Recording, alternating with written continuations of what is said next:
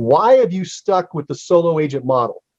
I have never wanted to be a large team, and I have never seen the standard team model as being a really profitable model.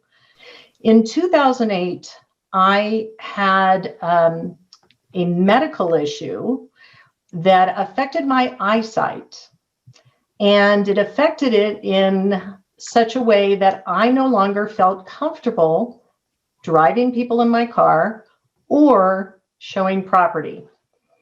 I had a depth perception issue, and it made me feel a little bit uncomfortable about it. So I decided to take the existing showing agent model and ramp it up. So what I did is I created a system for showing agents. And I had developed a very, very proprietary and specific way that I show property that is different from most agents. It is specific, and it was specific because it actually was effective, highly effective in that format. You can get to the right property much quicker and get the buyer to make a decision. In fact, my method actually has the buyers telling me, I found the house, write the offer, this is it, instead of the indecision that is most common in our industry for buyers.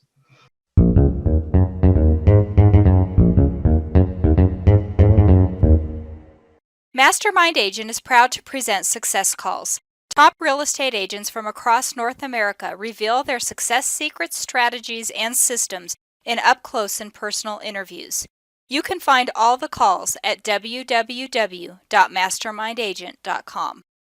Hi, this is Mike Cerrone with Mastermind Agent, and welcome to Success Calls. This month's top agent is Vicki Westapher with RE/MAX in Colorado Springs, Colorado. Welcome to the call, Vicki.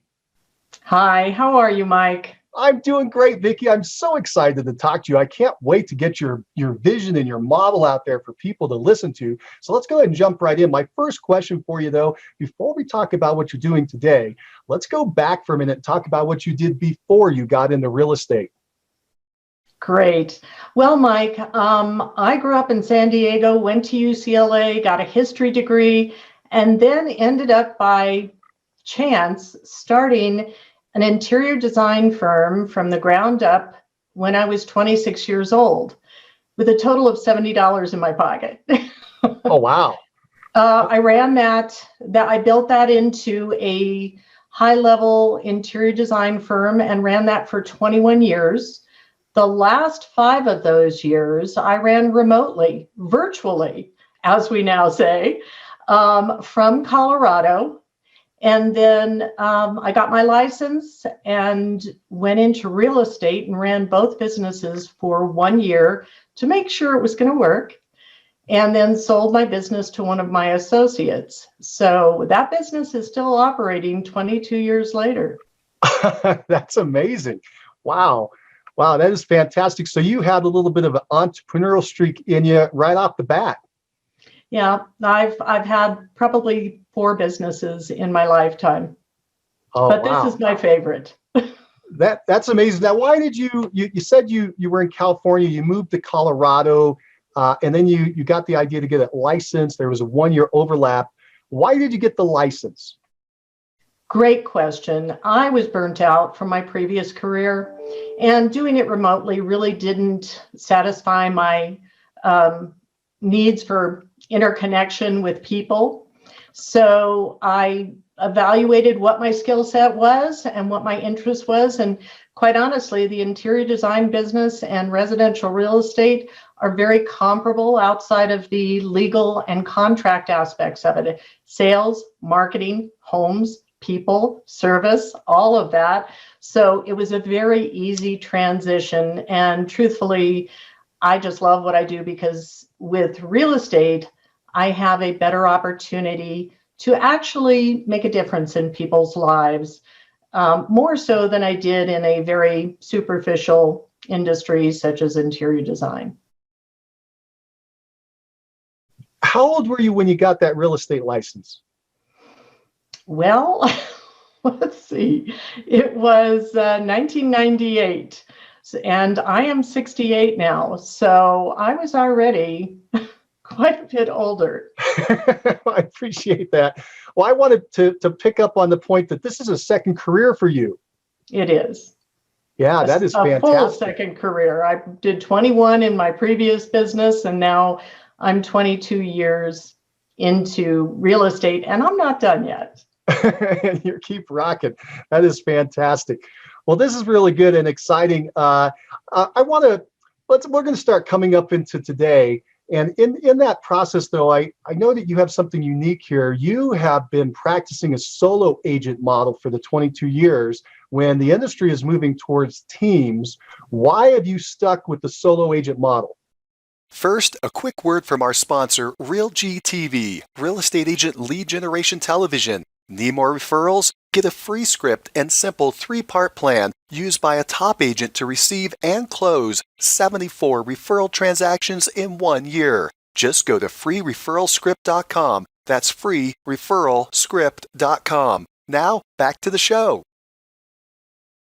Well, truthfully, I have never wanted to be a large team in the sense that most people think of a team. Now, I do have a team, but my team doesn't involve any other agents. It involves staff. I have 3 unlicensed staff. I also never really wanted to build a huge machine. I liked the control that I had over a more manageable group of people. The other aspect is that coming from another business and understanding the principles of running a business, profitability was huge for me. And I have never seen the standard team model as being a really profitable model. And so I was sort of averse to it from the beginning. And I don't need to make an enormous amount of money. I still make an extremely good living running it this way, but much more profitably as far as I'm concerned. So we're going to dig into that. We're going to dive into the group of people that you have around you. I kind of look at your arrangement, your model as a leveraged solo agent, because you're working with all the buyers and sellers, correct? You're contacting them, touching base with them. They are your clients. They are, outside of showing property, which we'll talk about. Yeah, we're going to get into that part of the model as well, which is pretty cool. So everybody stay tuned. Before we get into all that, though, I want to give people a background. I'd like to do a quick round, a quick session where we kind of give people a background about you. So let's go through a quick speed round and answer some fast questions. The first question for you I have is, what is the name of your team if somebody were to try to look you up? It is the Make Your Best Move team. Fantastic. And that is also my domain name, makeyourbestmove.com. So they can find me either way. And they can find you there. And what is your service area? I handle the general Colorado Springs, El Paso County area in Colorado and the surrounding neighborhoods going up into Teller County and up to about Castle Rock. Very good. And I think we mentioned it, but how long have you been licensed?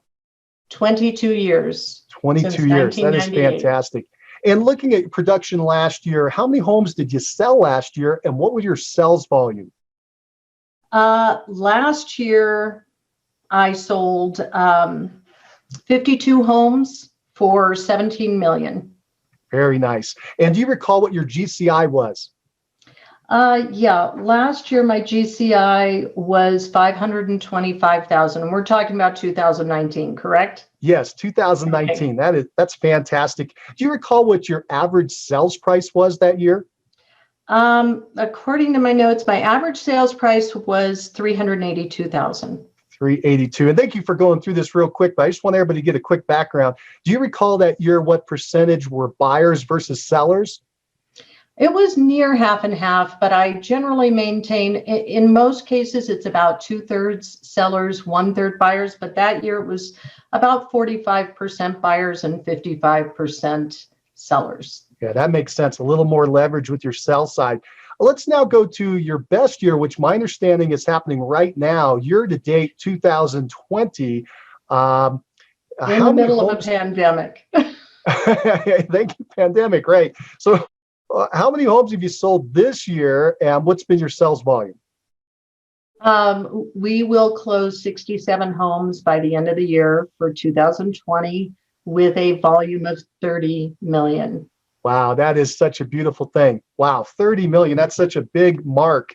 And how much do you expect the GCI to be? We are set to have a GCI of 867,000. That is fantastic. That is such good news. And how about your average sales price this year? Well, that's gone up substantially. It's up to 467,000. So it's 85,000 higher than our average sale price last year. I want to stop right there for a second. Why do you think that the average sales price went up? Is it just because the general market went up, or did you do something to push that price up? I honestly can't say that I did something intentional to push that price up. And yes, our market prices have gone up substantially, but not to account for that much of a difference. So my feeling is that a lot of the clients that we worked with this year, more so than normal, have made decisions to sell and move to another home. Most of them upgraded. And so we were able to move into a higher price point for a lot of our previous homeowners. We were able to show them how they could make that double move this year. And there were a lot of different, scenarios that we worked with, but we had a much larger population of past clients who made two moves, sold a home and bought a home here. Right. And I think that has impacted the average sale price. Right. Working with more move up buyers because they're buying that bigger home on the other side has been pushing up the average for you. And that's good advice for anyone else. If you're able to try to start working with those move up buyers, you get 2 transactions and you're moving up that sales price. Good information. Right. Now, in your career, I have that you've sold something around 1,000 homes. Does that sound right? Yes, probably around 1,000. I don't have an exact number, but it's got to be in that neighborhood. And my guess, based on our sales prices, it might be a little lower, but I'm guessing around $500 million or so. Sound about right? Probably. You're $500 million agent. That's pretty fantastic. I got another quick question for you. Listening to you for a few minutes here, I'm curious, have you ever taken the DISC profile test? And if so, yes. You know how you score out? Mm-hmm. I'm a 99D. Yeah, I can tell. You're pretty direct. But I also have a very high C, and that'll come out later on down the road. Yeah. Yeah, I can attest. When we were preparing for this meeting, we went back and forth, and you made a lot of corrections to get things very accurate for me to make sure we had the right stats. And that's pretty unusual. So I had a feeling that you might have a lot of C in you, and you definitely can tell you got the D, and that's great. What a nice combination. Let's do this. Let's move back into our idea of now that everybody's got a background on you, is the solo agent and the solo agent model. I'd really like to dig into that. I think it's pretty spectacular how you've set this up. So I think that you mentioned you have the solo agent model with the virtual staff. Let's talk more about your staff. You said you have 3 admin people. What do they do? What's the position, the title, and what are they responsible for? Well, first of all of us are virtual. I am right now working out of my home office. That is where I live. I do not have an office in our company's office at all. I much prefer, working from home without the distractions. My first hire, and this of course was not my first original hire, I've had a number of part-time and full-time assistants along the way, but my current full-time assistant was actually a client of mine. About 17 years ago, I relocated her from Long Island, New York, and she didn't come to work for me at that point. She actually went to work for some other realtors. I didn't need an assistant at the time. They did some training with her, and a couple of years later, her services became available, and I hired her immediately and went full-time. Shortly after that, she got married, she got pregnant, she was going to have her baby, and so we sent her home. And from that point forward, she's worked out of her house, and she's had the opportunity, along with all of my other staff who are also stay-at-home moms, she's had the opportunity to have flexibility to work and to raise her family and to take time when she needed to, as long as her work was getting done, to be able to have both quality of life and be able to have a job that she really enjoyed. She's been with me for 14 years. She is now the team manager. The second person that came on to the team that is still there actually lives in San Diego now. When she originally joined us, she was in Colorado Springs, but again, she worked remotely from home, and she has a husband who is retired military, but at the time he was active duty. And so we've followed her around the country, and she's now settled in San Diego, and nothing changes. Everything works just fine. She flies out and visits with us, and we do team events once a year where we all get together and celebrate our successes and renew our, in-person relationships. And she is my marketing manager. So she does all of the marketing for all of our listings. She also does some of our general marketing, and she helps with contracts as well, drafting contracts, because that's something that she can do remotely very easily. She's been with me for approximately 12 years. And the last person that is currently on my team has been with me for 11 years, and she is now an on-site or an in-house transaction coordinator. She didn't start out that way, and neither did my marketing manager. My marketing manager was also, when we were doing internet leads during the downturn, we did very well with them. We no longer really use internet leads as a part of our business, but both my marketing manager and the person who is now my transaction coordinator were both lead managers. So they were, inside lead agents. And they did a phenomenal job with that, but those positions have really gone away in my business. And so we transitioned Tracy to transaction coordinator. And she does that remotely from her home. I trained her in that capacity. She didn't have that background at all, and set up very specific proprietary systems for that. And she loves what she does because she is a very high C. So she is, very well geared for transaction management. Wow. This is fantastic. Thank you for walking us through that. I like how you tapped into an underutilized market, and that is stay-at-home moms.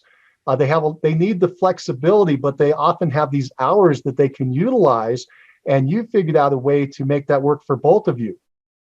Absolutely. And I will say that at least two of those people are very, very good at working remotely. In other words, if one of them has to go or wants to go to their kids' ball game, they bring their laptop or their phone with them, and they can be at the game and they can still be tapped into what's going on our end and do what needs to be done. So I've provided a platform where they can have extreme flexibility, enjoy their lives, and still get their work done. And my needs get served as far as keeping the business running as well. So it is a win-win all the way across the board.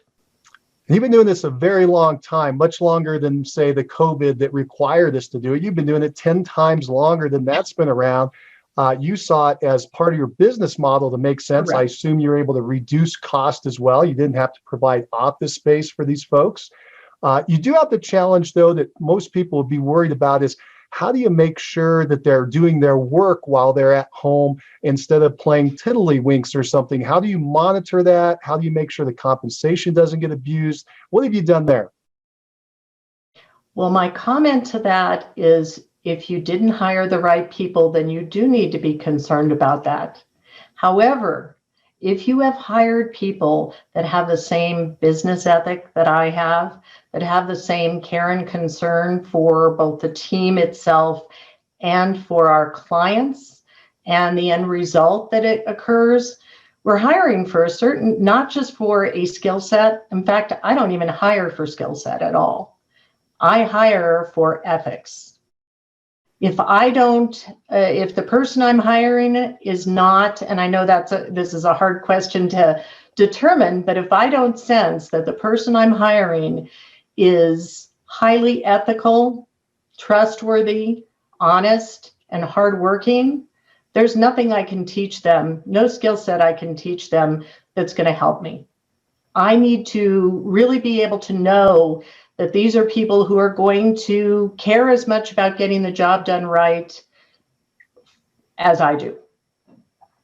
And then I can teach the skill sets. How do you identify this ethical question, this hardworking question in an interview?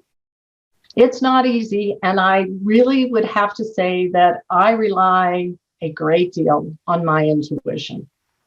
I just have a sense when I talk to people, and I usually am correct. I have been in the past.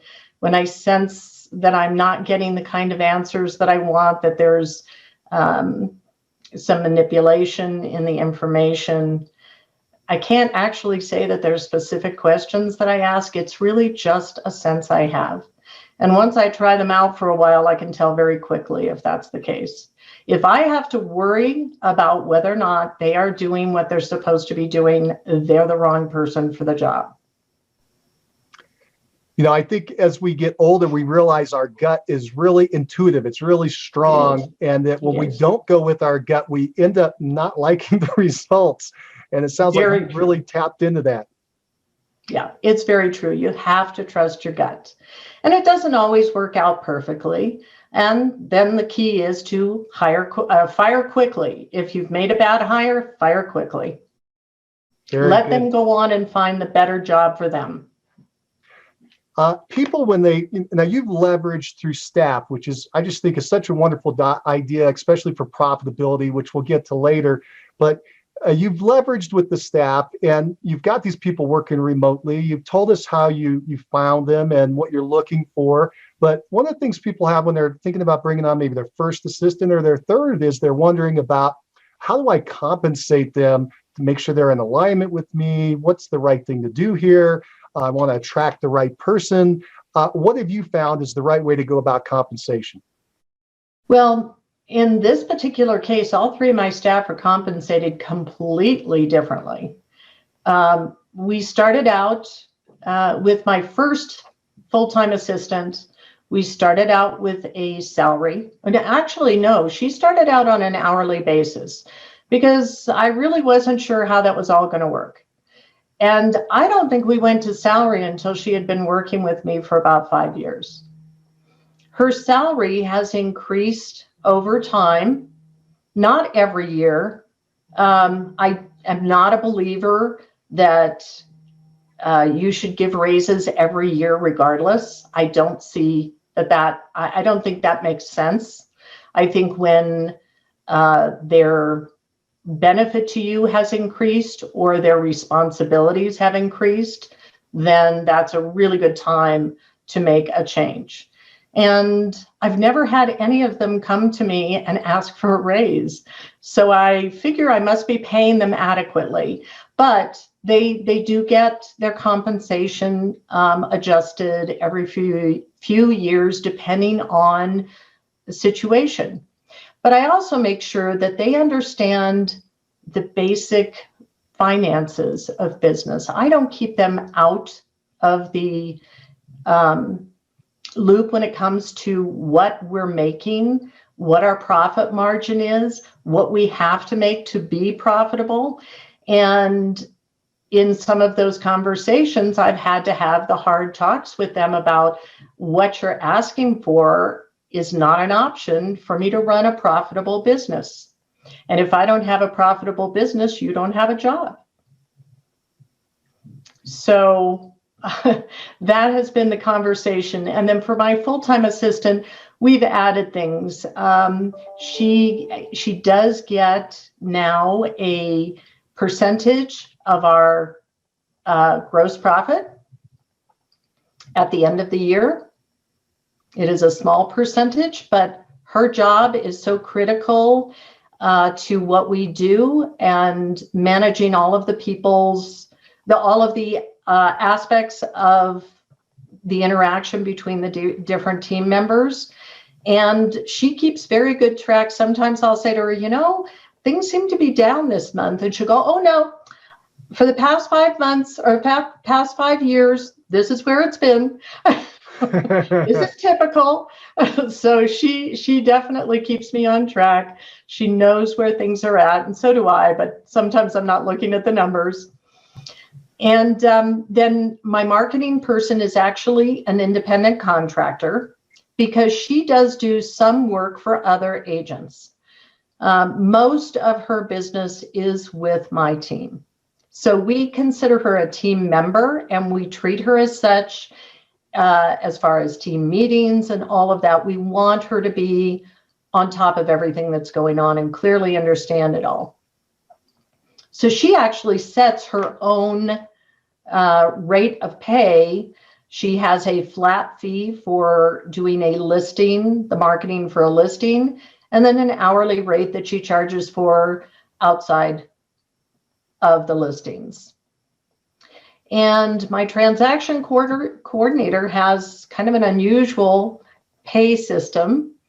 I figured out a way that would make sense for her, since we are not as busy every single month of the year.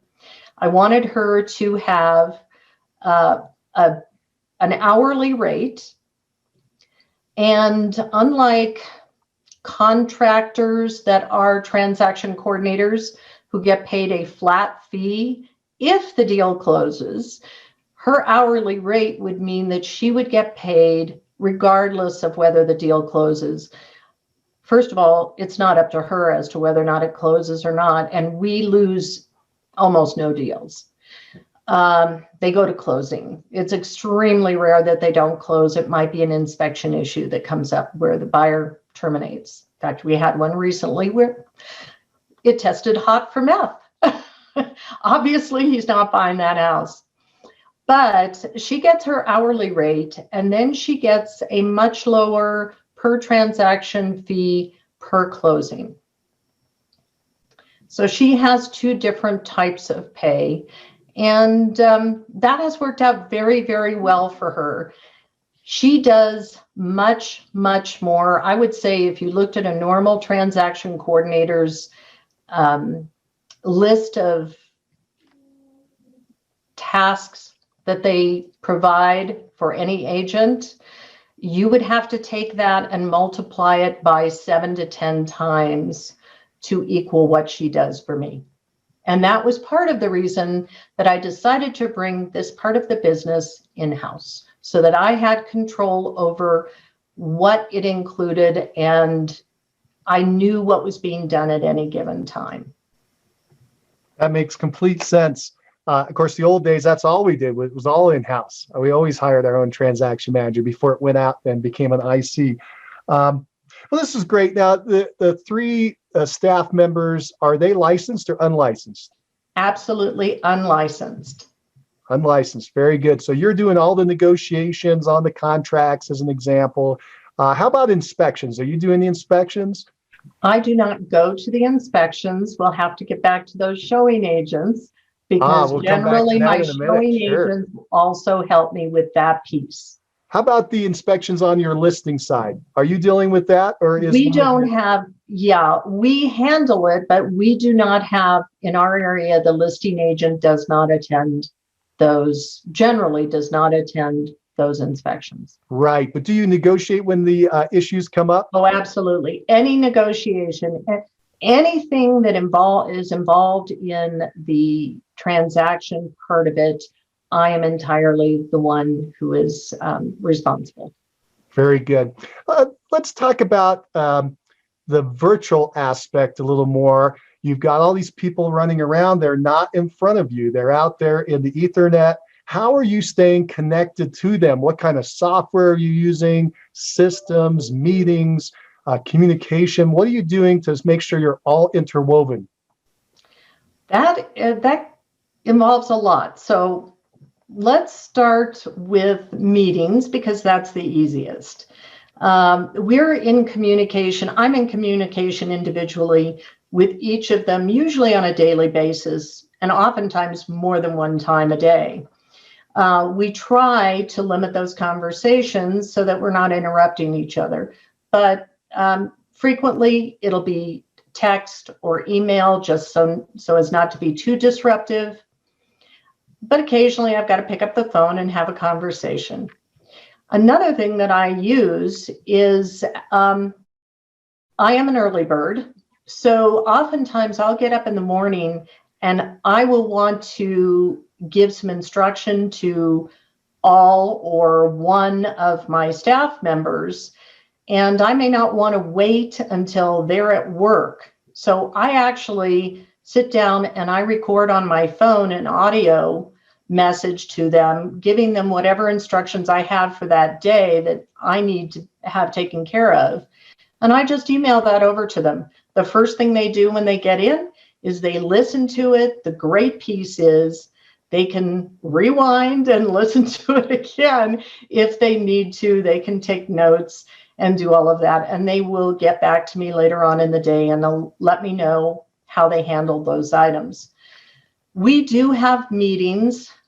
We do them on Zoom. We used to use Hangouts, and we don't do them more than about twice a month. We do have a local coach that works with our team, and she's involved in one of those meetings per month. She's a party to that meeting. And so my staff in San Diego, the coach, and my other two staff members and myself are all on a Zoom call together.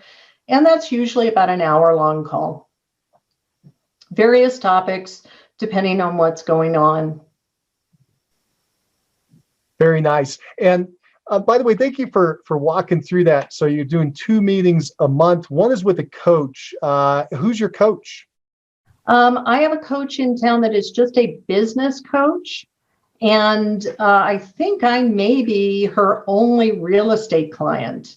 So I've had to kind of bring her up to speed. But an interesting side note on this is she became a client of ours.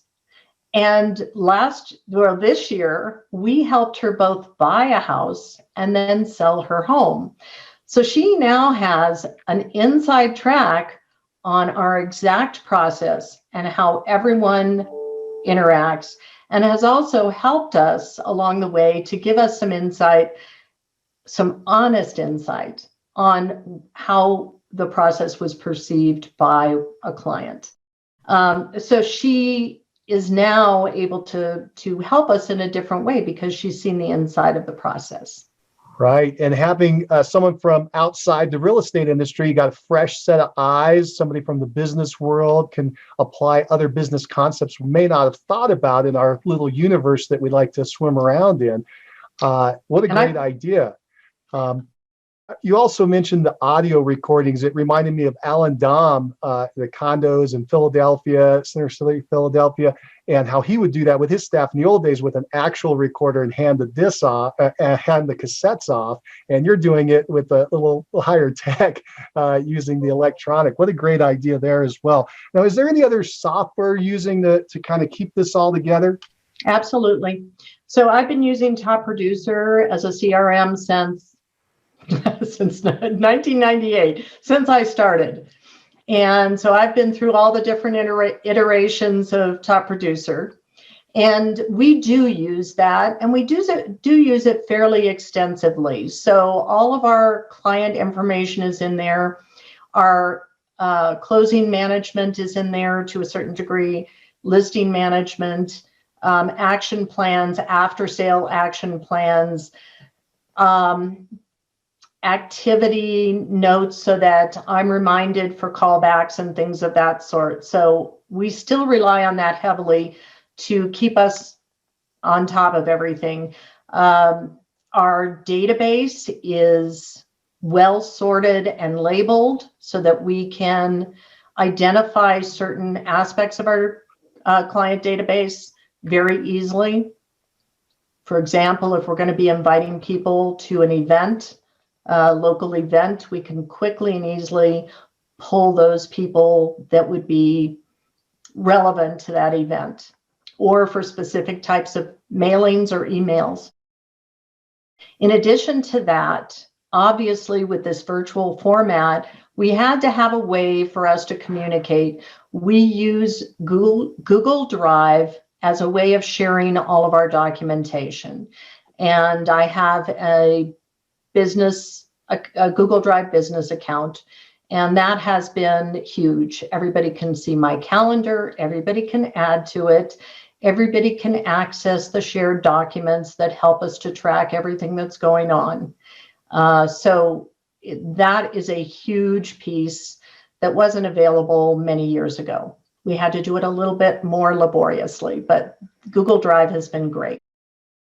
We also use Dropbox for photo sharing and other video sharing because Google Drive doesn't really serve that purpose as well. One of the most important things, and Google Voice allows us to have transcription on the voicemails that come into my phone. And so everyone can see my email and they can see the transcription. So depending on who needs to respond to it, it's all right there. And they can listen to it as well. But I will tell you the most important piece of technology that I discovered a number of years ago for helping us manage is something that manages my texts. So if I am texting with a client, nobody's going to be able to see that except me. We have discovered that over the years, especially the past maybe 4 years, people have gone more and more away from email communication and more into communicating with text. And so I would say 70% of our communication between ourselves and with our clients is through text. And that became a problem because I could see it, but then I had to notify everyone else of what just happened on my phone. And that was extremely tedious and, really wasn't efficient at all. There is a program called Mighty Text. I don't know if you're familiar with it, but what it allows me to do is both of my assistants and myself, we have installed Mighty Text on our computers, and everything that happens on my phone translates into a desktop format. So regardless of where my assistants are, they can all see all of the text communication that goes on between myself and anyone else. But more importantly, they can actually text back as if they were me through that platform. So instead of, if somebody texts and I'm in a meeting and one of my assistants has an answer to that question or needs to reach one of my clients, they use that platform and they just indicate that they're who they are, that it's not me. And it allows all of us to be able to see the entire communication and have a record of it. All real time. So when your assistant responds back, you're in the meeting and your assistant responds back, says, hey, this is not Vicki, this is so and so, and blah blah blah. The answer. Do you see that on your phone in the I text do. thread? So you're real time, kept up to date with what's going Everything on, so is you real don't time. answer on top of whatever they answered. Correct. So what it eliminates literally is crosstalk. So I don't have to tell anybody else what just happened. They don't have to tell me. All three of us can see the entire thread of communication and interact with it real time. And that has been an absolute lifesaver. And that program is extremely inexpensive and very, very efficient. You can even see in most cases, if somebody's texting a photo of something, in most cases it will show up. Not always, sometimes if it's too big, it won't come in. Nice. But that has saved us an enormous amount of aggravation and, having to catch up on communication.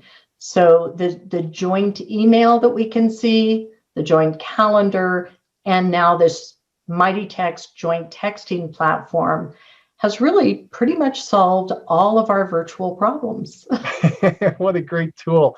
What a great tool. Vicki, thank you for giving us a big picture of what's happening with the staff, the admin on your team that are helping to support you in your role. Now, I'd like to switch gears and talk about another aspect of people that are helping you, another group. And when people get a larger volume of business, they start bringing in buyer agents. You chose not to do that. And instead, you brought in showing agents, and you have a showing agent model. For people that don't understand the difference, could you define to us what is the difference between a buyer agent and a showing agent? Absolutely. And there is a huge difference in a lot of ways. My favorite way is in terms of cost. But the reason that I went to a showing agent model initially was because I was developing when I was working with internet leads, I was developing a very large amount of clients who would come into town to buy a home, and inevitably they would come on a holiday weekend. And more than one of them would show up at the same time because it was a holiday weekend. And there was no way I could show property to 3 or 4 different families at the same time. Necessity being the mother of invention, I decided to hire and train some people for that purpose. So that was a very limited aspect of it. And I was still showing property at the time. In 2008, I had a medical issue that affected my eyesight. And it affected it in such a way that I no longer felt comfortable driving people in my car or showing property. I had a depth perception issue, and it made me feel a little bit uncomfortable about it. So I decided to take the existing showing agent model and ramp it up. And I still show an occasional home here or there, just because I want to. I would say during any given year, if I show 10 homes, that's a lot.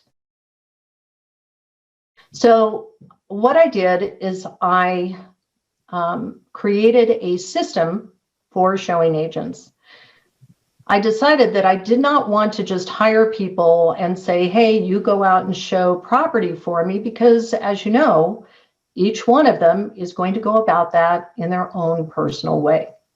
And I had developed a very, very proprietary and specific way that I show property that is different from most agents. We don't need to get into that, but just suffice it to say, it is specific. And it was specific because it actually was effective, highly effective in that format. So I decided that if I was going to let other agents show property for me, I needed to train them to do it exactly the way I did. And this was really also more of a McDonald's type of concept. I needed the clients to feel comfortable that when they were with a showing agent, they were going to have the same exact experience, other than personality, difference in personality, working with me showing property or working with a showing agent. And if perchance they had to work with more than one showing agent during the process, which would likely happen because we were working with schedules, they would not have to adapt to each person's style. They would be able to know that the exact same system and process was going to occur each time, just with a different person. So I developed my training program, and it involves about an hour and a half to 2 hours in a classroom in the office. And I usually train somewhere between 5 and 7 agents at a time. And the reason I do that is because during the training, I usually find that half of them are not somebody I'm going to actually use. And another portion of them, within a short period of time, are either going to drop out of the business or they may change companies, and now I can't use them either. So it's I might have to train 7 to get 1 or 2 long term, and that's fine. And once we do about an hour and a half in the office, which includes going over the process and going over an agreement that they have to sign, then we move out, and I usually schedule 2 to 3 vacant houses that are on the market for us to do live role play with. I'm the agent, they're the buyers. We actually set up a whole scenario with them. One person plays the wife, one plays the husband, and we go through the houses that way so that I can show them in real time how to apply the principles I've just taught them. What's really interesting, most of the agents that I am training are newer agents. Not all of them, but most of them. And obviously with a more experienced agent, it's going to be really hard to get them to change their way of doing things. So that's why it doesn't really work. Plus, most of them are not as available.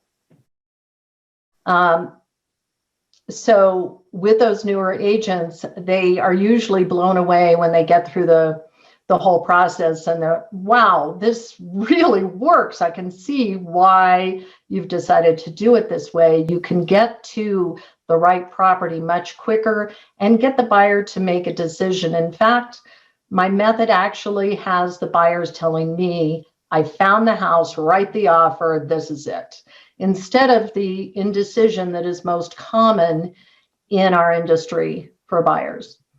So once I've done the training, then those agents are actually hired on as W-2 employees on an hourly basis. I pay them hourly. Over time, that amount has gone up from the time that they use to schedule the showings, because I allow them to schedule in whatever order makes sense for them.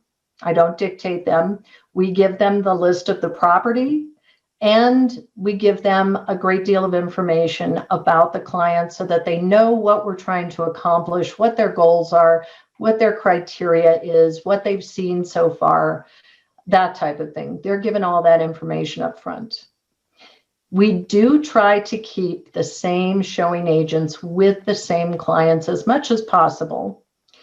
But one of the benefits of the showing agent model is that if I'm not available when they want to see a property in 1 hour or 2 hours, because it just came on the market and it'll be gone before the end of the day, I have a list of agents to check with to see who can do this right now. So sometimes it is the same agent and sometimes it isn't, but that doesn't have any real impact on the end result for them. And that is essentially how the whole thing works. And I will tell you that the reason they are W-2 employees is that one morning I woke up and I thought to myself, I wonder what would happen if one of my showing agents let the prize-winning dog out of somebody's house and it got run over, or had an accident with my clients in the car with them. And I made a quick call to my insurance company to check on my business liability insurance and discovered that unless they were employees, I was not covered. So they instantly became employees. And they get paid monthly on payroll. They get paid by the hour for the time they've invested, and they do get a small flat fee bonus if they worked with the client when we close. And so if 3 different agents worked with a client, they each get a bonus. But the end result is that over the years, and I track it every year, it varies. If I consider all of the money paid out, because understand that some people are being shown property that never buy something. For example, they've come in for an investigation trip and they're looking at properties and they decide not to come to Colorado Springs. We've still shown them property. I take the full amount of money spent over the year for those showing agents. I divide it by the number of closed buyer sides and determine how much it cost me per closed buyer side, and it varies per year between $400 and $600 per closed buyer side. Considering my average sale price and the average commission, you can equate that to a difference between $400 to $600 versus about $6,000 being paid to a buyer's agent. Now, mind you, these agents are not doing anything other than showing. They give feedback to the listing agent. They have to because I wasn't in the house. And they give feedback immediately afterwards to me. And that is all they do. Show property, schedule the showings, give feedback. They are not involved in the transaction at all. Where a buyer agent may do some of the negotiation, as an example, or go to and fill out the contract and go to the closing and pick it up. You're doing those activities with the buyer. You're doing the initial buyer consultation and Absolutely. qualifications. They're just picking up the showing piece, the showing agent. A very specific chunk of the transaction.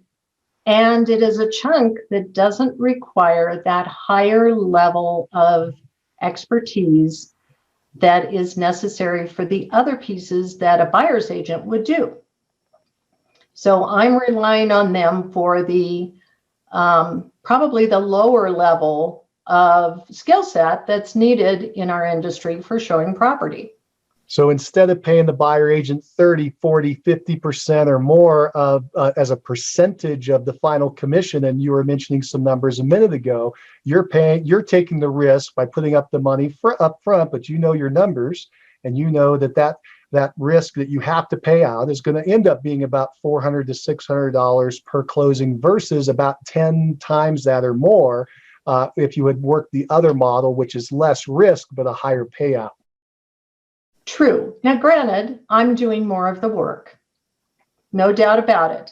But having the in-house, very, very detailed transaction coordinator and my full-time team manager and assistant, that takes a great deal of the burden off of me for the day-to-day transaction follow-up. So I'm able to manage a lot more transactions, as we've talked about, without a great deal of stress. And I think I mentioned to you, I am a travelaholic.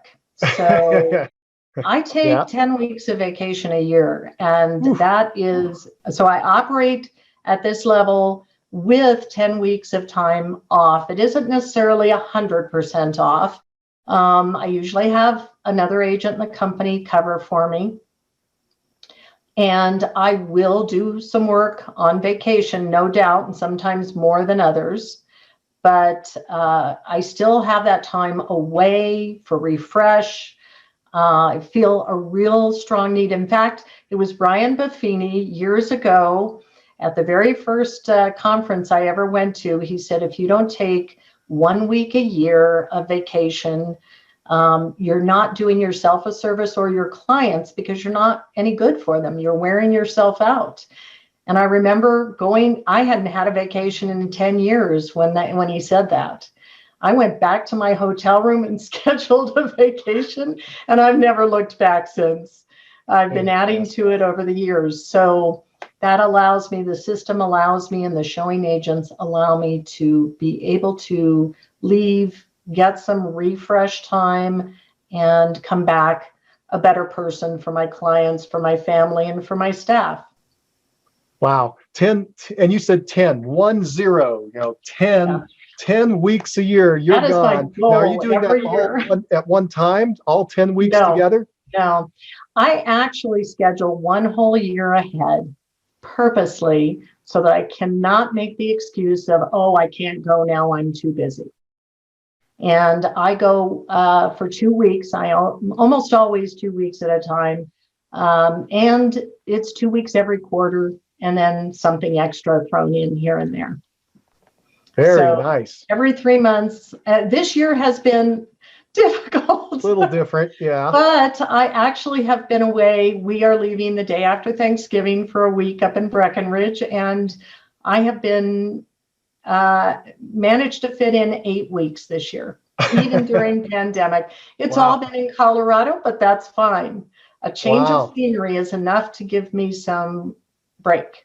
During COVID and during your business really picking up and hitting these high peak numbers, you're still able to get away, and this model is helping you do it. Couple questions there. The rate of pay for the showing agent, you're paying per hour. What are you paying? They're curious. They want to know, what are you paying there? 35 to 50, depending on the experience. Okay, so it's a high rate of pay. That's attractive, especially to a new agent. They want to do this for you. I'm not reimbursing them for gas, so I've taken that into account. I'm very clear with them that they are not to be taking my clients out to lunch.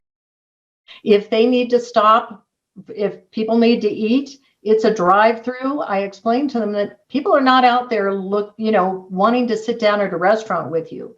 They're there to buy a house, to look at houses, and that's their objective. So don't go taking them to a restaurant. If they're hungry, do a drive-through. And go ahead. It's just the gas and their time, but it has to be worth it. But what you have to understand is there's another really good benefit to those agents. It isn't just the pay. In fact, if it was just the pay, I don't know if any of them would do it. Although for a new agent, any extra money is going to be helpful. But really, the biggest benefit for the new agent is that they are getting the experience of getting out and working with my buyers that they don't have, and learning the houses, learning the inventory, learning the neighborhoods, and getting the general experience of interacting with buyer clients that would take them a lot longer to get through if they didn't have this opportunity. And then they're also getting the opportunity to get trained in my process, which makes them more effective. In addition to that, I make myself available to them for mentoring if they have issues or questions, because, they're starting out and there's always things that come up. So I let them know they can call me whenever they have something that they need some extra advice on. And I've got to believe that in your written agreement, it's specified that the client remains yours. So not only that, but they are not to have any communication with the client during or after the transaction unless I, specify. So sometimes there's a reason why I need to have them call the client during a showing situation and figure out something so that we're not doing a three-way type of thing. And that's fine as long as I have authorized it. But that is all very clearly written out in the agreement, yes. Well, Vicki, this has been fantastic. I really have a better vision and a view of what you're doing with showing agents and how you've structured that. Now, I got to circle back around. I'm sure it's been buzzing in people's heads. You mentioned you have this special process for taking buyers out and showing them homes. Give us a couple tidbits there. What are you doing that's unique or different from every other agent? It's unfortunately, it's kind of complicated, so it's very difficult for me to run through quickly. But I will tell you that the end result is that instead of doing a process of selection, I do a process of elimination. And I have my showing agents, and I do the same when I'm showing. I have them do it at every single house. So they look at house number 1, and they're going to review with the client what the pros and cons are for that house so that they learn more about the likes and dislikes, wants and needs of that particular client at each home. And then they move on to the next house and they compare and eliminate. It is a constant process of elimination. We don't allow, and I say the word allow because we actually phrase it that way, we do not allow a buyer to keep more than 2 properties at any given time. We don't let them hold on to the MLS listing sheets because then they start getting confused and going backwards and second guessing themselves. Their decisions are usually gut level decisions, and those are the ones that are probably the most accurate. When they say that, we ask them, if you had to buy one of these 2 homes today, which would it be and why? They make a decision. Whichever one they didn't pick is eliminated. And we move on. But the key factor that I use at the end, and I describe it to them this way, so great, we're able to get through a number of properties, but how do we know when we've found the right property? My rule of thumb is that the property needs to be 85% of the most important things to those buyers at a gut level. And if I ask them the question and say, is this an 85% house? And they don't know the answer, it isn't. Absolutely isn't. If it is a house that they should consider writing an offer on, they will generally tell me at a gut level that it's 90 to 95%. And what will usually happen is because they've been told that that is the criteria, when they hit that gut level of 90 to 95%, they'll say to me, okay, let's go write an offer. There is no closing that is necessary. They know that that is the criteria for seriously considering writing an offer on a home. You've also given them permission to go with their gut and not overthink it. Exactly. And the interesting part of this is that you would think that that would be a difficult task for an engineer, someone who is, or a high C who is very analytical and wants to sit down and do the Ben Franklin pros and cons list.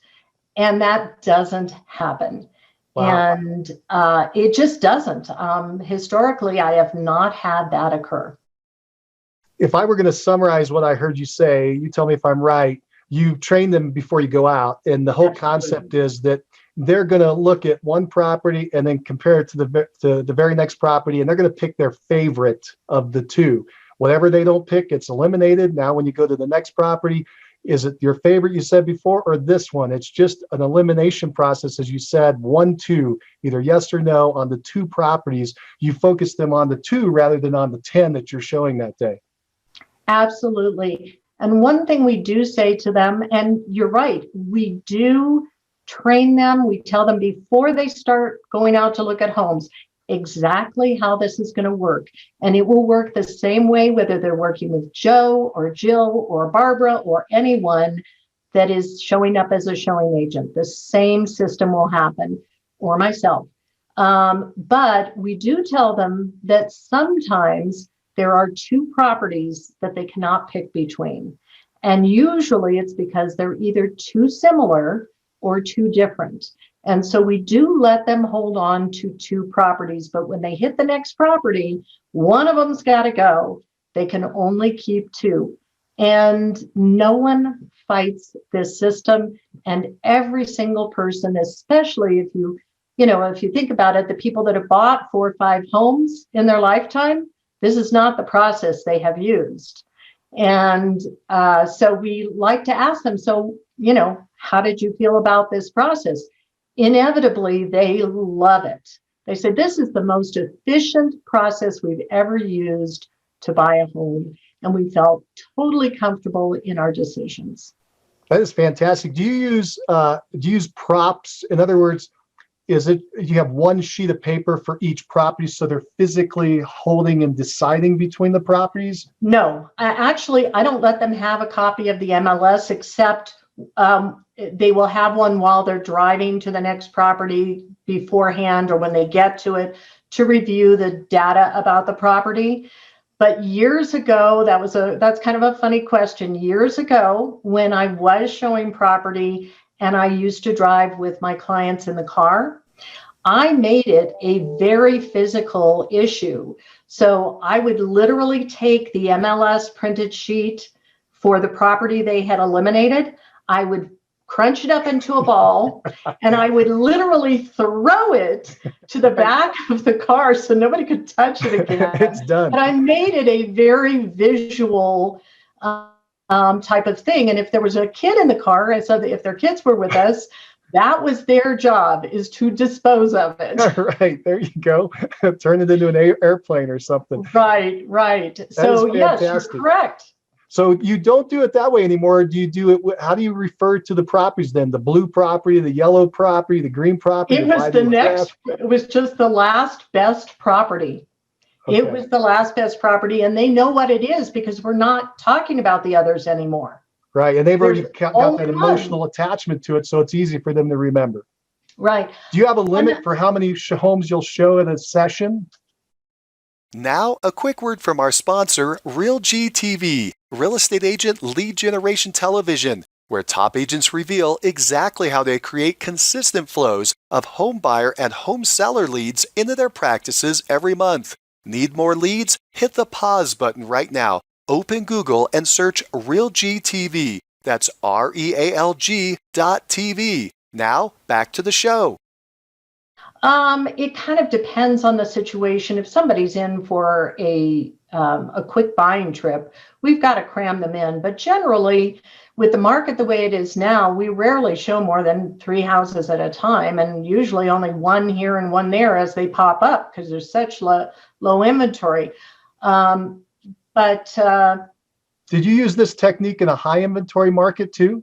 Absolutely. It was actually much more useful in a high inventory market, because if you had 10 to 12 houses in a day that you were going to be showing, to allow the buyer to take notes, we don't even let them take notes.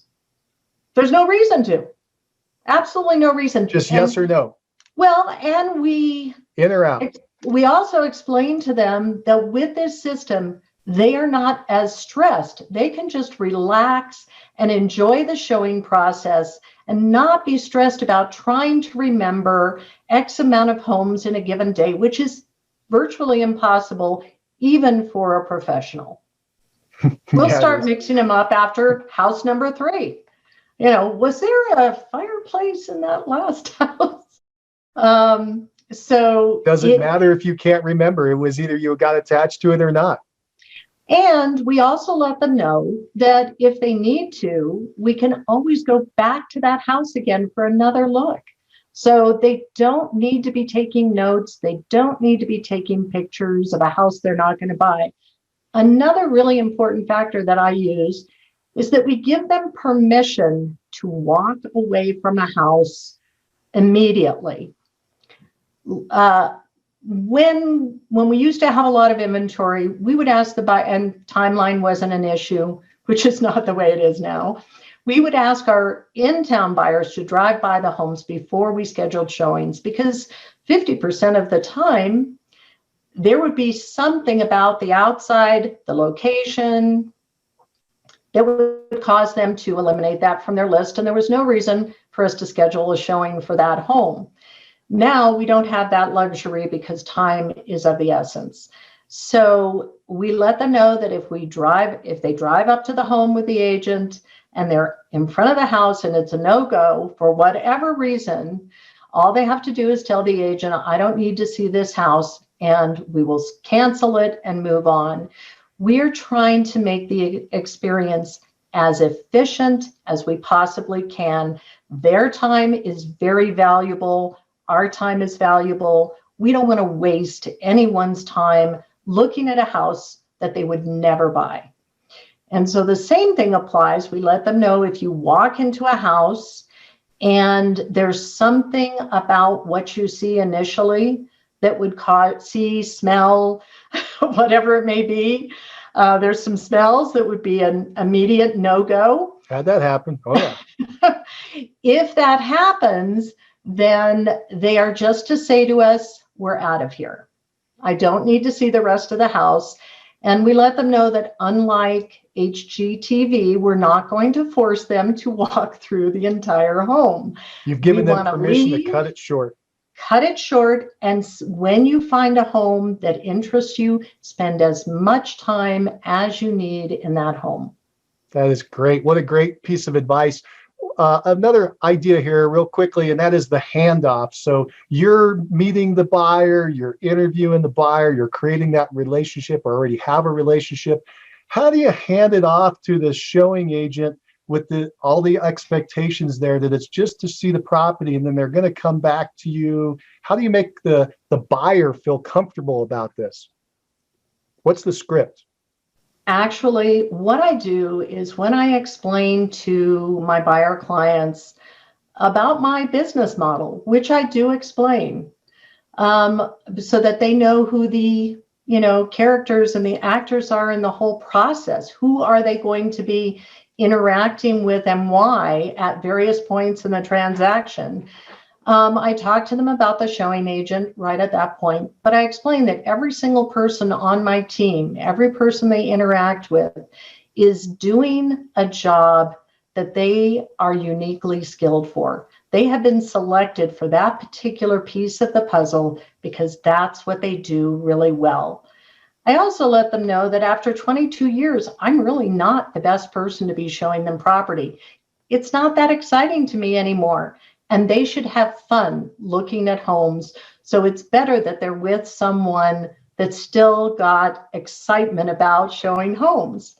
I also let them know that that is not one of the highest skill sets for something that I would need to do, that I reserve my time with them for the things that I do best: negotiating, getting them through the transaction smoothly, handling issues, problem solving, and making sure that they get to the closing on time, and communicating with them clearly throughout the transaction. I also let them know that, the showing process, does not require a high level skill set, that these people have been trained to do it a very specific way. And once they've gone out with them, they love it. They just love the fact that they've got these enthusiastic young agents that are excited to show the house, and that as soon as they're done, that agent's going to call me, give me the information I need to know, and I'm going to be back on the phone immediately with those buyers, having a conversation about what they just saw, what they liked, or what we need to change in their criteria. So there has never been a negative from a buyer about having this happen because I explain it in a way that makes sense to them. It's all in the expectations. You set it up from the beginning. Fantastic. Vicki, thank you so much for walking us through your showing agent model. That has been wonderful. I'd like to switch gears here. We're still in the middle of COVID. It's 2020 now, and we're towards the end of the year. We're hoping for a vaccine. Hasn't happened. Don't know when you're going to be listening to this, but that's where we are right now. So I'd like to talk to you, though, about something that you've been able to do. You were able to easily transition into this. You already had your staff virtual. My understanding is you also went into virtual presentations when this whole COVID thing came along. Describe that to us. What did you do? What was the event that started that, and how have you made that work? Well, first of all, let me just say that I have been doing virtual presentations with buyer clients forever. A large portion of my business is incoming relocation from, in fact, I am doing a Zoom buyer orientation in a couple of days with clients that are in Korea. They're US military, they're coming back to the States in the springtime. I've done, all over the world. I've handled from Beijing, China to you name it.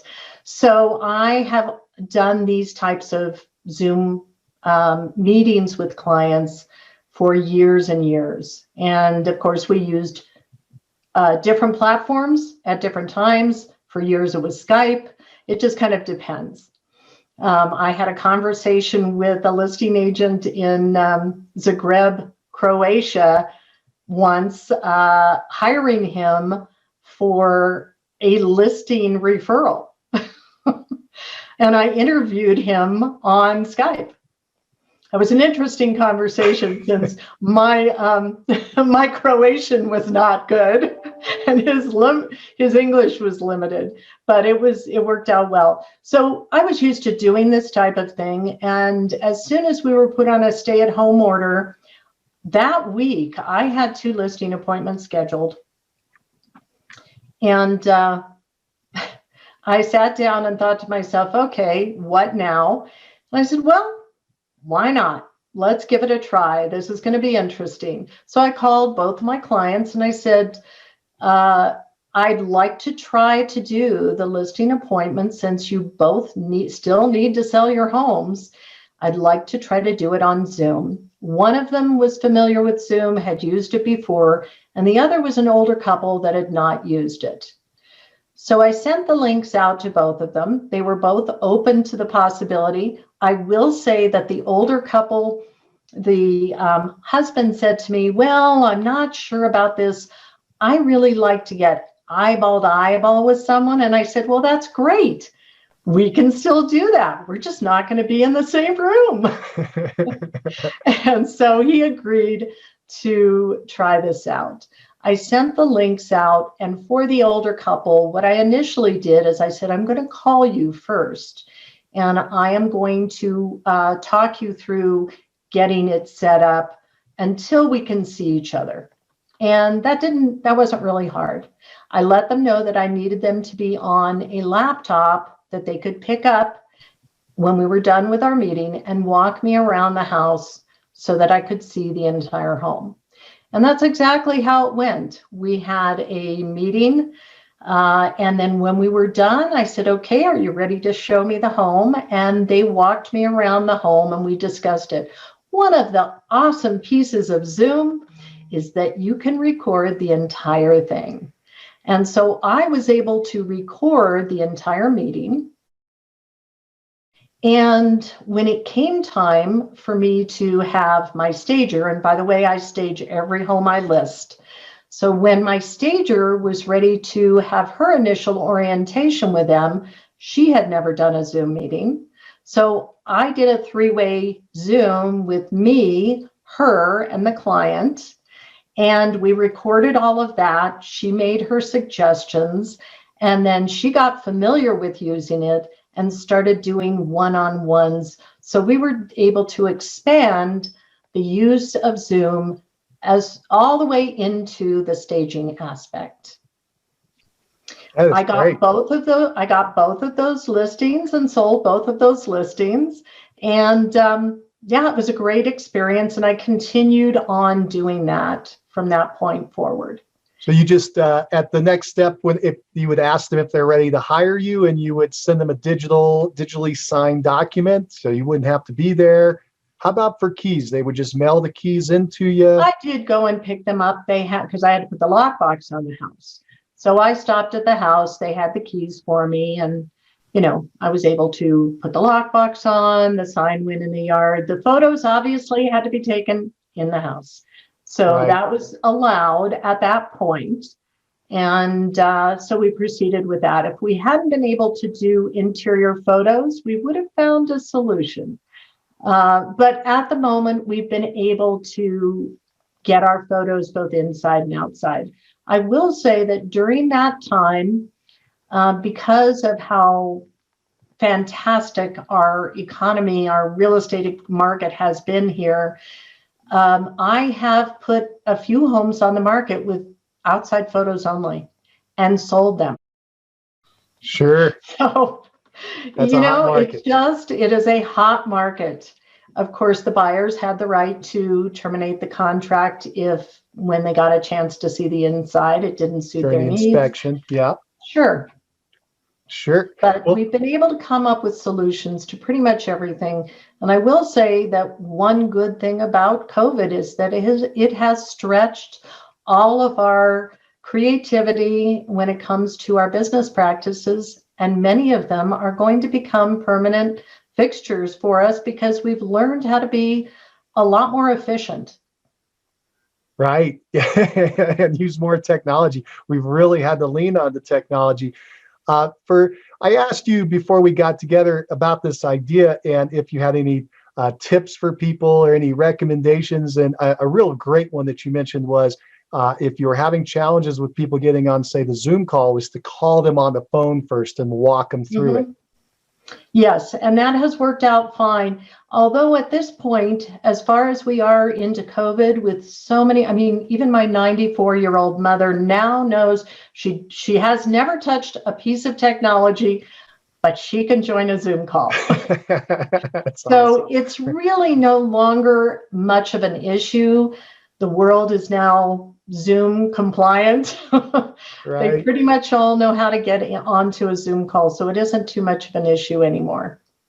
Well, Vicki, I got to ask: Are you at a desk? Are you standing or sitting? I'm standing. I've been standing this whole time. I never sit down when I'm at my desk. I have had a multi-level standing desk for over 10 years. Wow. And there's not even a chair here. Do your legs ever get tired? Not usually, because I'm not here for hours and hours on end. But most importantly, because I'm standing, I'm flexible enough to be able to go back to my printer, to go into my file cabinet, to walk over to another part of the room. And so I move around quite a bit.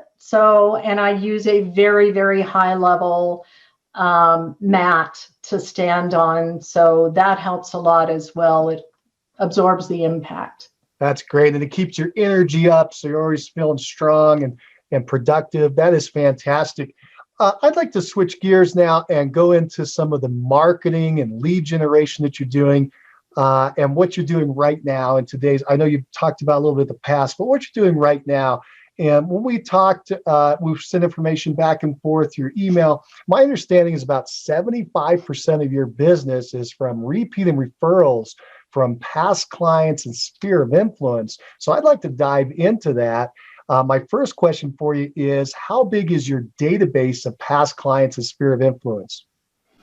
Well, I did a tally, and it looks like there's about 600 to 700 past clients, sphere of influence, and things of that sort. So around 600 to 700. Mind you, my database itself is much, much bigger, but we do go in annually and clean things up. And because I use Top Producer, we are very big on removing people who maybe they sold their house with another agent, or maybe they have, if somebody moves away, that does not take them out of our past client database, because we have lots of people that have moved away that have either come back or that have referred other business to us down the road.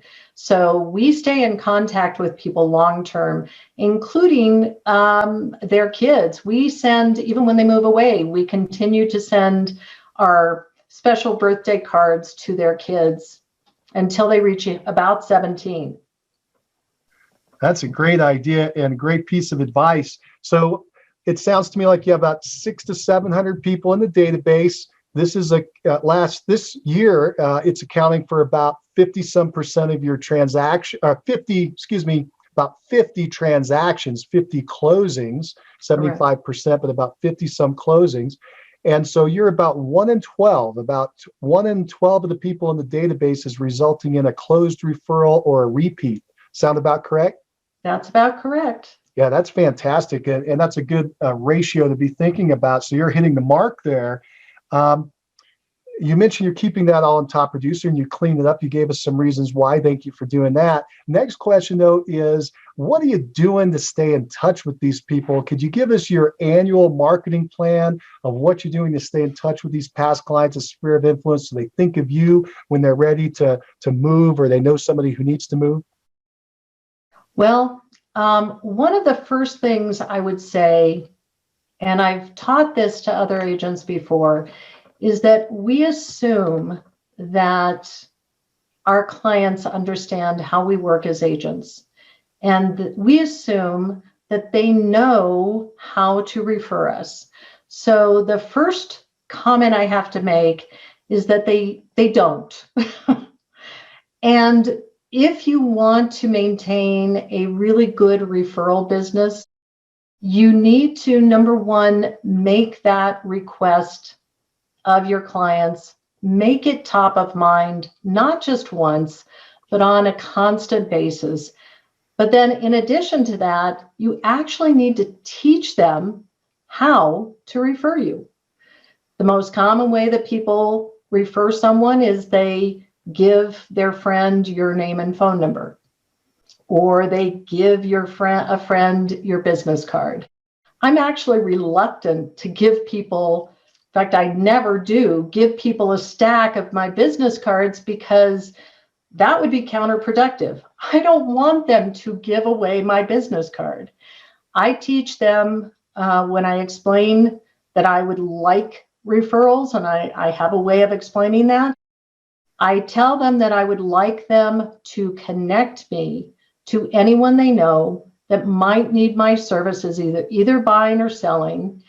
And I explain that means please connect me via phone, text, or email.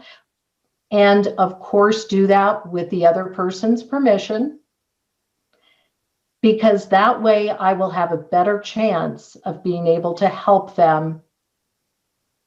And I have a phrase that is in the signature, a PS, in my email signature. So every time they see something come across from me, there is a reminder that I can help, their friends, family, co-workers, whoever it may be, anywhere in the country and anywhere in the world, most likely because of my affiliation with my brokerage. And that's paid off. We're going to talk about that in a minute, but you're getting referrals from other agents to you and you're referring agents out. And I try to remember the number, but I think you said maybe $85,000 in referral fees has come in over the last 5 years. Mm-hmm. That's amazing. So, and you attribute a lot of that to that signature and the fact that you're educating people that you can refer to them to agents way beyond your own market. Yes. One of my favorite stories actually was an internet lead who never ended up buying with us because they never ended up moving to our area.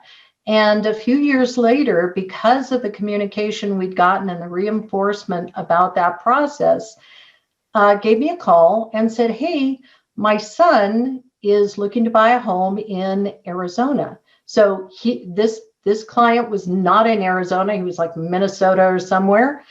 And he said, I think you can help my son in Arizona find a home. So I never actually worked with this gentleman, but I helped his son get a referral to another agent to help him buy a home. She closed the transaction and I got paid. That is great. You had built trust and you showed that you were a resource. That is fantastic. I want to bring us back to that annual marketing plan. I'm sure people want to know, what are you doing? Are you taking any active measures to get out there in front of your people to bring them these messages? And what's the medium that you're doing it? Absolutely. So there's two groups of people, as far as I'm concerned. There are the people who are local, who I can actually get face-to-face with. This year, we have not been able to do that, of course. But so this year's been an anomaly. But every other year, we have between 2 and 3 large events for our clients. The most common event is our Thanksgiving pie event, our pie party. And we would have had it this year, which last year it was a great event. It was in the evening. We rented out a venue. We had catered heavy hors d'oeuvres, and they arrived. And instead of doing the full pies, we've gone to purchasing from one of our vendors here, one of the restaurants, purchasing actual pie gift cards. And so we gave each person a Thanksgiving card with a pie card in it that allowed them to use it anytime they want. They could use it for Thanksgiving, for Christmas, whenever. It's good for as long as they need it. And then they got to be part of the party. And we found that when our clients mingle with each other, some of them have actually become friends. So we do our annual pie party. This year, what we did instead was we mailed out 250 of these pie cards to people who are local who could take advantage of it. And we're not able to get face-to-face. We've done an ice cream social before, which was a big hit right before school starts. And we rented out an ice cream shop, and everybody, as they came in, just got tickets. They just told us, do you want 1 scoop or 2 scoops for each person? And they either had a blue ticket or a red ticket, and they turned their tickets in. And we had about 120 people in 2 hours. And one of my vendors co-sponsored that, and it was an extremely inexpensive event, but it was fantastic. It gives me an opportunity at each of those events. I talk to every single person there.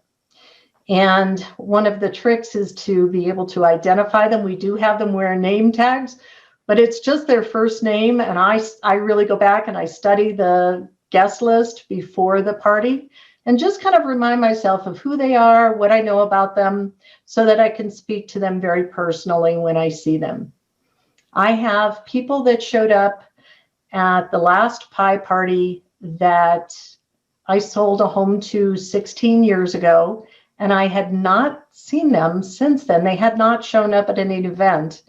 And they came specifically to let me know that they were going to be moving back to Poland, and they wanted me to sell their home later on that year, which we did. And that happens a lot. People will come just to talk to me about they're not even really coming for the event. They just want to get face-to-face with me to discuss a specific real estate need. So the events are probably our favorite thing. In addition to that, and by the way, that's the one time when my staff actually gets to meet the people we've worked with, because they don't see them. They never actually see them. And since my staff has been with me for so long, they now know these people the minute they walk in the door, and they can, acknowledge them by name. So that's a lot of fun as well. That's awesome. I want to stop you 1 second. Real quick question. Those pie certificates, when you buy them, do you pay for them up front or only after they get redeemed? I do. We haven't found a place that will let us do it the other way around. So they're paid up front, and then you give them out, and they use them or they don't. Either way, it was a good investment for you. Exactly. Okay, great. And so you mentioned the invitation, and the great advantage of the invitation is the events. The great advantage of the events is the invitation, the fact that you're inviting all these people, a lot more people than show up. And so you're touching a lot of people multiple times in that part. And so that's probably why you've continued to do events. Absolutely. I look at it this way. If you have been invited to something, you have, in essence, received it. Whether you came to the event or not, it was given to you. You chose not to come, or maybe you couldn't come, but the benefit has been offered to you. and the goodwill that goes with that has been received.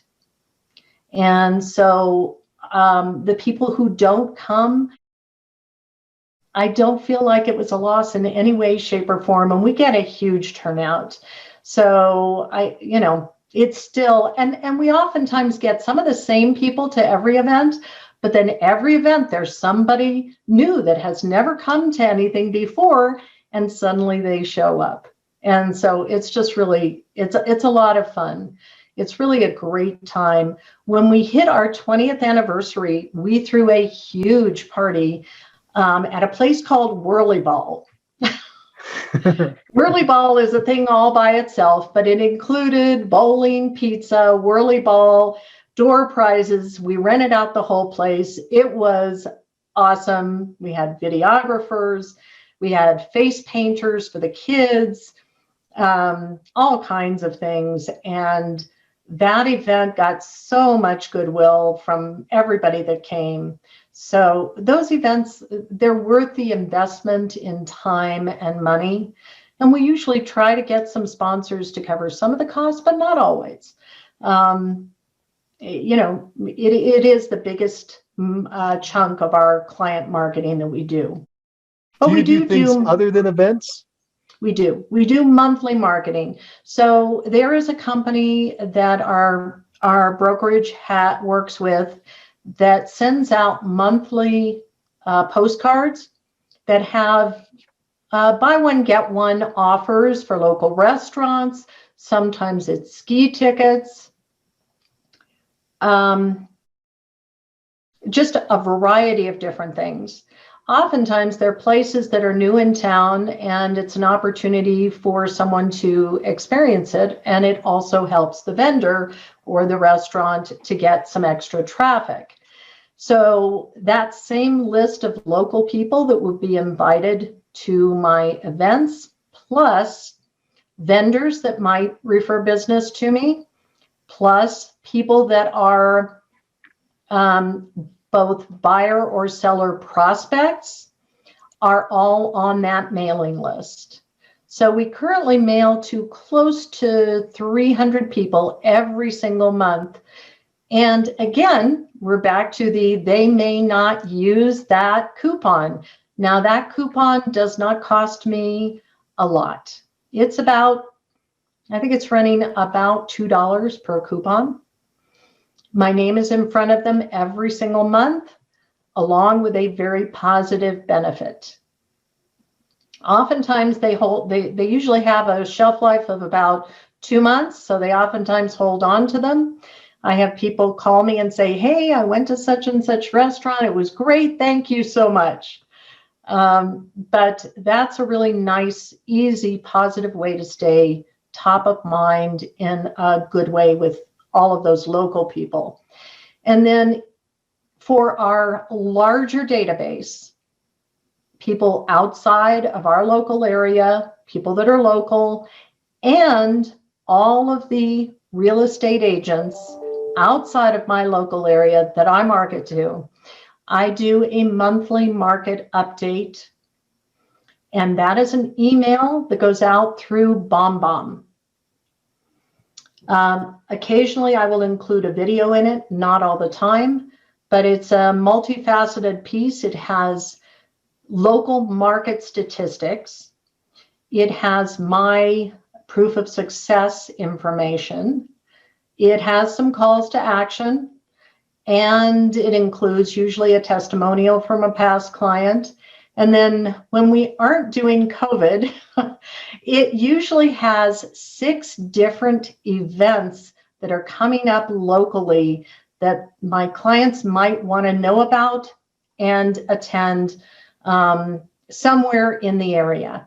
So what's going on in Colorado Springs next month? And we usually go out about 6 weeks so that there's plenty of time. It might be a theater event. It might be something for kids. Depends on what's happening in town. So it's a multifaceted piece, and we usually get a really good open rate on it and click rate and everything else. And again, it's back to top of mind. So They see my information every single month. And the other thing that it does with the out-of-town agents is that it keeps me top of mind and as an area expert, because I'm providing them with local area data. I know for me, I like to find out what's going on in a variety of different areas throughout the country. I want to keep my fingers on the pulse of the different areas throughout the country that I may be talking to agents about or talking to buyers about. So if I'm getting information from, say, Atlanta, Georgia, and I get a phone call from someone there, I know what their market's like. And that's one of the things that I like about providing that information to other agents. I don't have to ask them for referrals. I'm going to be the person they think of, and they're going to remember it's Colorado Springs. And if they don't, Colorado Spring expert. If they don't remember, they're going to get that email next month. So. And remind them. That's great. Anything else you're doing with your past clients and sphere of influence? I do. We maintain, we do a client profile on every single person. We have them answer a questionnaire that talks about their interests and all the birthdays, and we collect their personal information, which restaurants they like, in case we want to send them a gift card for some reason, for a referral or whatever. So for the adults, I do not go on to Facebook and say happy birthday. I actually get on email and I use BombBomb, and every morning I pull up my list of birthdays for that day, and I do a personal video to each person, talking to them a little bit about, something I know about them personally, wishing them a happy birthday. And I usually finish that video with a request for a referral, not direct, but if you know anyone at all that's going to be thinking about buying or selling in the next year, please do connect me directly to them. I'd love to help them. So that is what I do with the adults. And with the kids, we actually purchase Baskin-Robbins gift cards, and we send out birthday cards with those Baskin-Robbins gift cards to every single child under about 17, whether they live here or they live in another state, as long as that state has Baskin-Robbins or that city has Baskin-Robbins. The ice cream shop. Mm-hmm. Yeah. And now it's connected to Dunkin' Donuts, so it'll work for either one. So we do that we actually set those up about 6 months in advance, and they go out in the mail 5 days before their birthday. So there's another way. People love the idea that you're remembering their kids. It's very important to them. That is fantastic. Do you make any phone calls directly out to your past clients and sphere of influence? If so, how often, and what are you saying? I have to admit that part of my process needs some improvement, but I do use Top Producer, and I do set follow-up calls for every client after we close. So I try to follow through on those calls, various topics, and speak to them over the next 18 months. I'm not as consistent when we get past that period of time, and that is a commitment I'm making to myself going forward. In fact, I'm going to use both phone calls and a lot of video emails as well this coming year. That is great.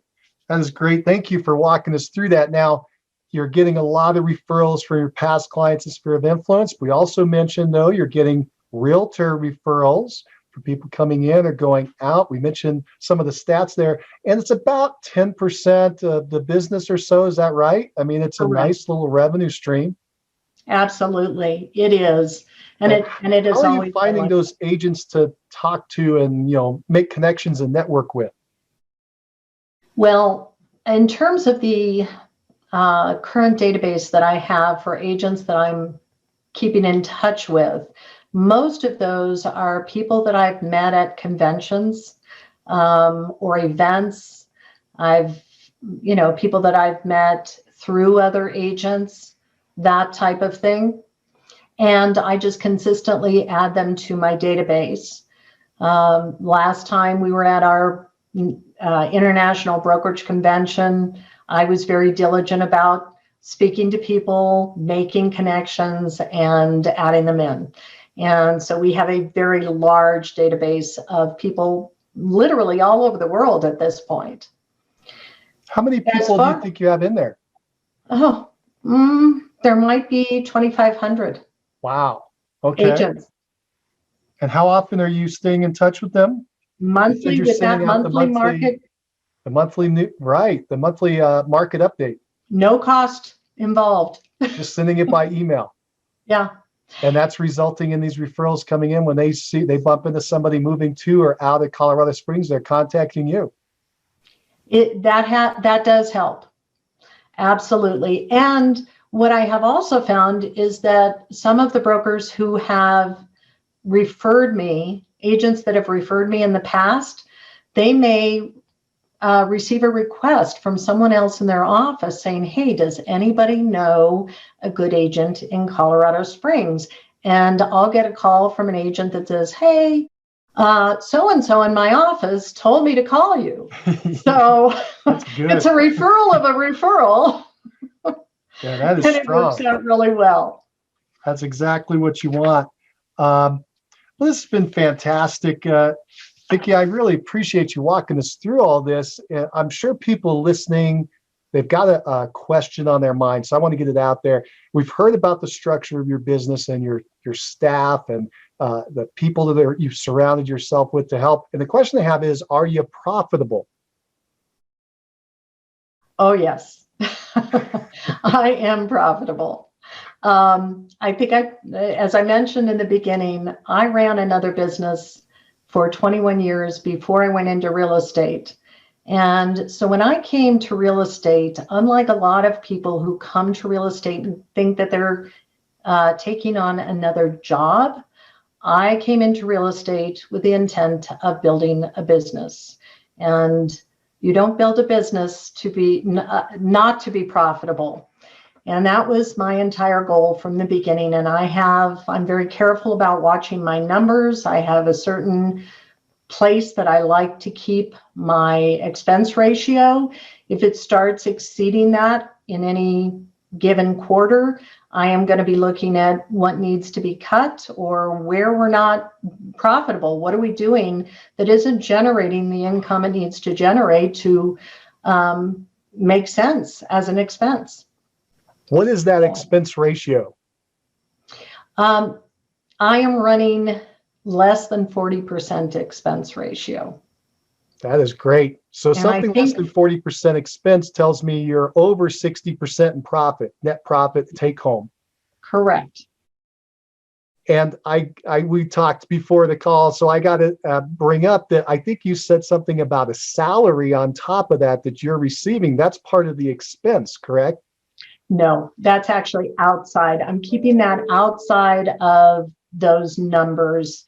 So my salary is not included in that. Okay, so your salary is part of the 60%. It's just that you're comping yourself through salary rather than a draw.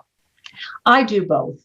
Obviously, I'm going to be taking somewhat of a draw, but I pay myself a salary. I am a corporation, and I pay myself a salary, and that helps with all of the different Social Security aspects and all of the things that I need to be accounting for to make this a business enterprise.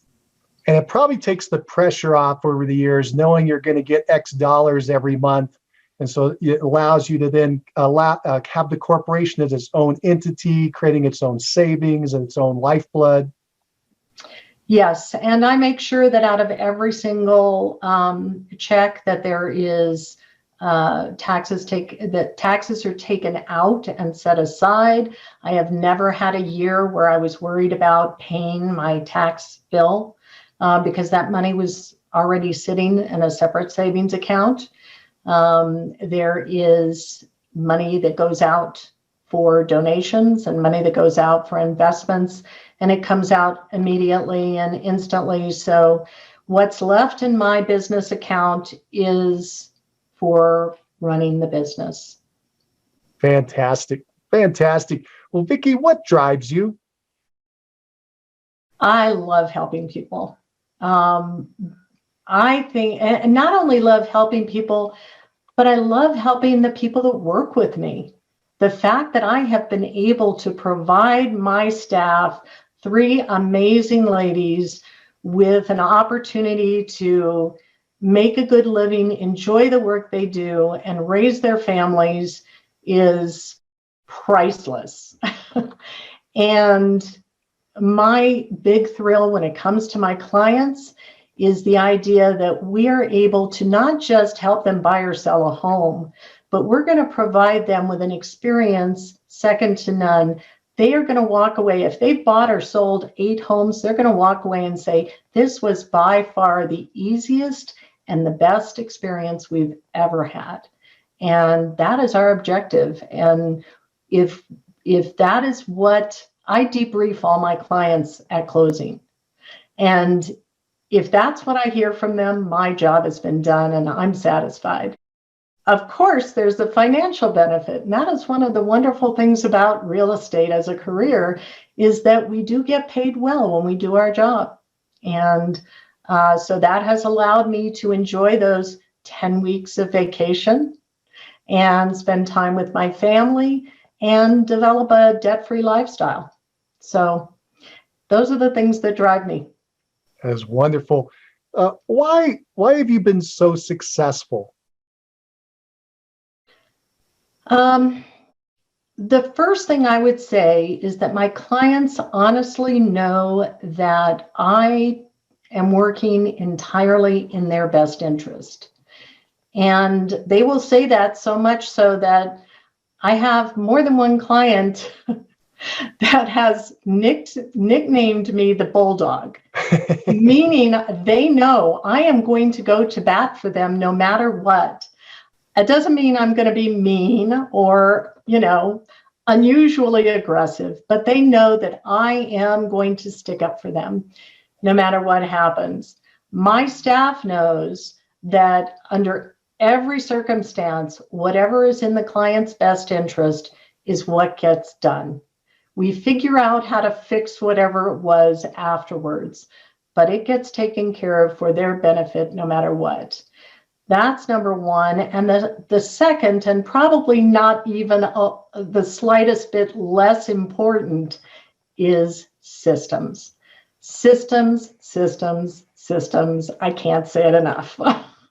There is no way for me to provide a consistent level, high level of experience for my clients and for my staff, where the stress is as low as we can get it in an industry where stress is kind of, inherent, without really, really good systems. And in fact, right now, as we approach the end of the year, each of my staff has been asked to go through every system they currently use and improve on it. They're going through it with a fine-tooth comb and checking to see if anything is missing, if anything can be improved on, all the way through the pieces of the puzzle. And we do that annually. And actually, we do it throughout the year as things come up. If there's things that happen and we say, wait a minute, we really need to add this in. And so that is a huge piece of it, is systems. And the self-improvement aspect of constantly updating them and improving them, like you do with your client list. I forgot to ask you, and so I want to ask you now, Vicki, how many hours a week are you working? I know you're taking a lot of time off throughout the year, but in a typical week, a typical day, how many hours are you working? Are you working all 7 days a week?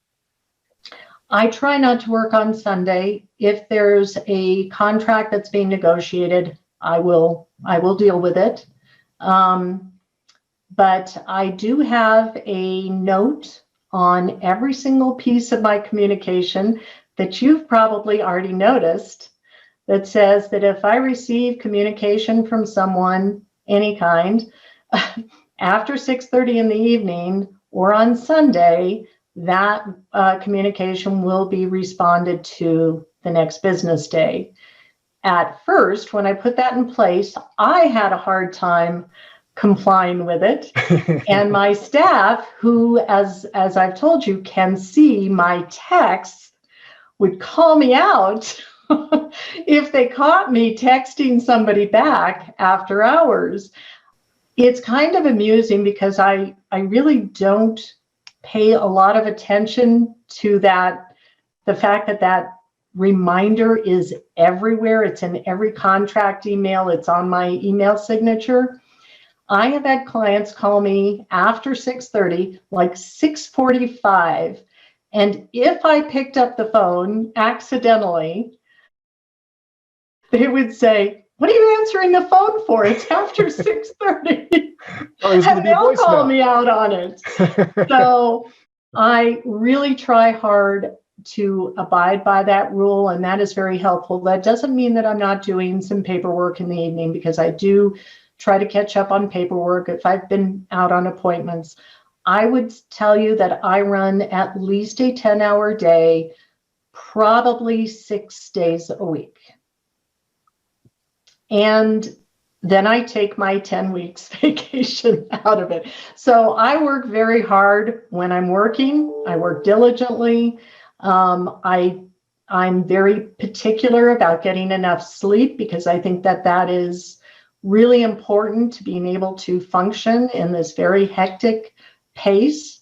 And so I make a point of making sure I get enough sleep every night, but I do probably run between a 10 and 12-hour day. Well, that's good. But it's paying off, and you're balancing out with, as you said, those vacations, taking the Sunday off to recharge your engines. The idea of the bottom of the email, that little note and all the communication saying that I'm not going to talk to you after 6:30. I'm going to talk to you the next day. If it's Sunday, I'm going to talk to you on Monday.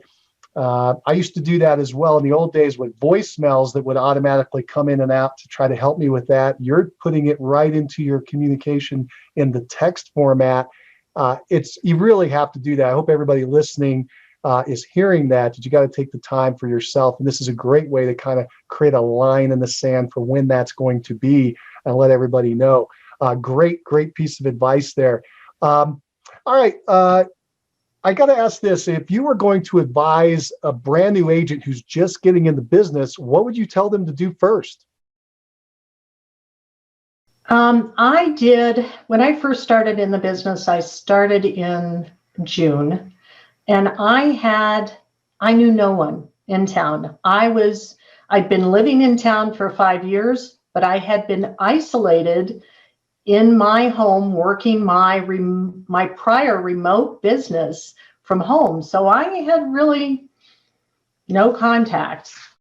And so my way of getting out and meeting people was, our company had a kiosk in the mall. So instead of floor time, I was doing mall time. Same thing, except that I was exposed probably to more people that way than if I'd been doing floor time. And so that was the initial piece. But what I noticed immediately, which I think pretty much every agent notices, is that they get out of real estate school, they get their license, they go to their company, and they realize they don't know anything. They absolutely know nothing.